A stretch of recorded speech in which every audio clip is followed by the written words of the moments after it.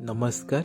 चलतु आज ओडिया स्टैटिक जिके आलोचना करिबा new year festivals of India को।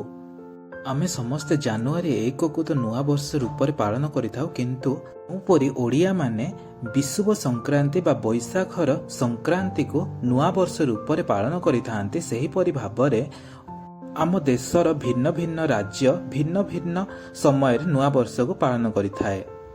चलंतु समस्त राज्यर नुआ वर्ष को जानिबा। ओडिशा रे नुआ वर्ष पालन करा जायथाय विषुव संक्रांति बा पणा संक्रांति को।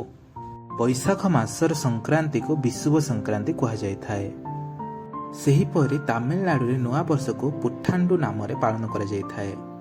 उत्तर प्रदेश, बिहार, मध्य प्रदेश, छत्तीसगढ़ रे नुआ वर्ष को चैत्र शुक्लादि भाव में पालन करा जायथाय। वेस्ट बेंगल रो नुआ वर्षर नाम होची पहिला बैसाख। सेहीपरि केरल नुआ वर्ष होची विषु। आंध्र प्रदेश, तेलंगाना, कर्नाटक रे नुआ वर्ष को उगाड़ी कहा जायथाय। पंजाब रे नुआ वर्ष को बैसाखी कहा जायथाय। गोवा और महाराष्ट्र रे नुआ वर्ष को गुड़ी पड़वा कहा जायथाय। मेघालय रे सत शुक्र को नुआ वर्ष कहा जायथाय।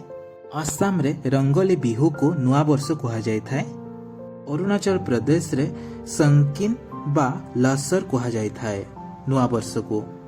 सिक्किम रे भूतिया ट्राइब लसोंग को नुआ वर्ष रूपे पालन करिथांती। सेही परि लिपचांग ट्राइब नामसुंग रूप में पालन करिथांती नुआ वर्ष को।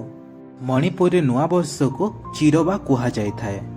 सेही परि मिजोराम रे चापचोर कोट कहा जायथाय।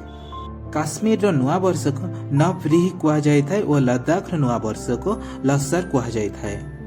ओके, आज पई एतिकी। जदि आपण माने बुझी पारछन ताहाले प्लीज दया करी चैनल को सब्सक्राइब करि दियंतो। रहउची नमस्कार।